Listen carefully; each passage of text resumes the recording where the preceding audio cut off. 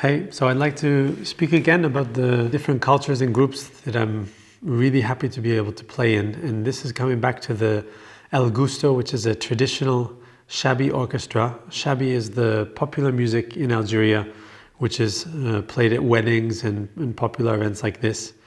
For those who know Algerian music a little bit, Gnawa is the tribal version, which can go between Morocco and Algeria.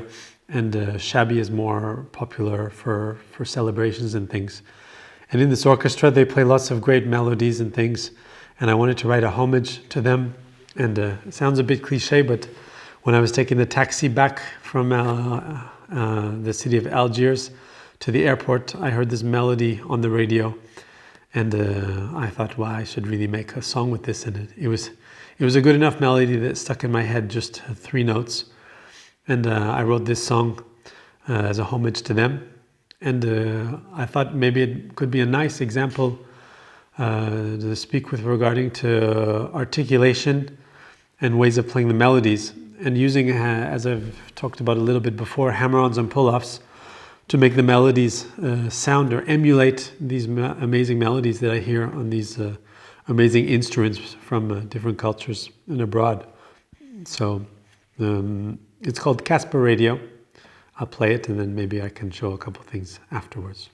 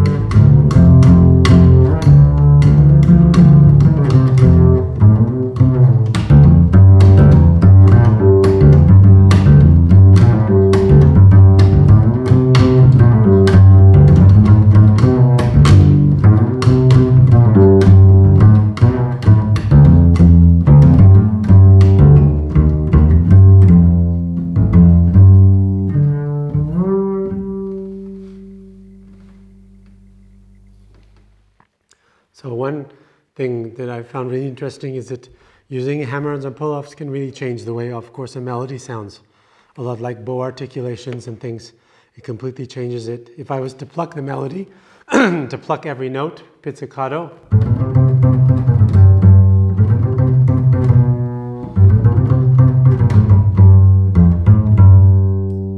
It sounds quite different than.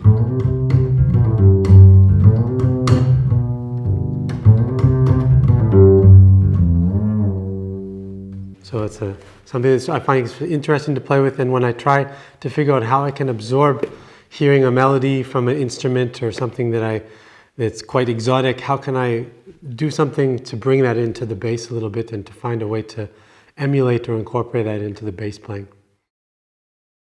Many students, they often ask me what I do for a practice routine and how I practice.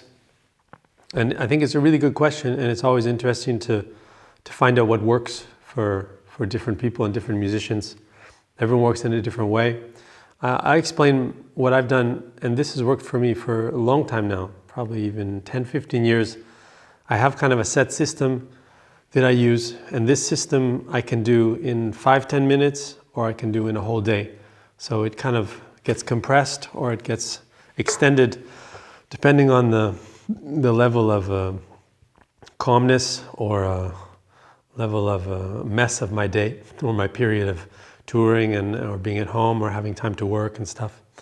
So basically when I'm going to practice, basically I think of the goal at the very end, and I want that to be a song, a recording of a song, or something that I'm going to be playing that night on a gig, or music I'm going to be working with people the next day or the next moment.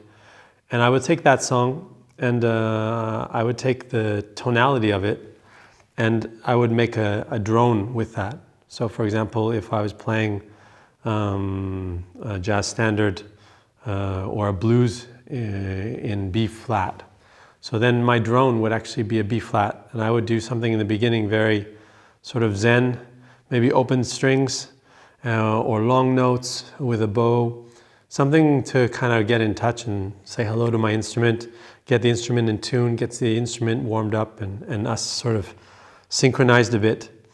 And from then I would continue with some technique stuff. This could be scales, arpeggios, anything that sort of I'm working on in the moment. And I would always gear this towards playing this blues or something in this blues. If there's the blues, it could be pick any blues standard. We'll pick something really simple like Blue Monk.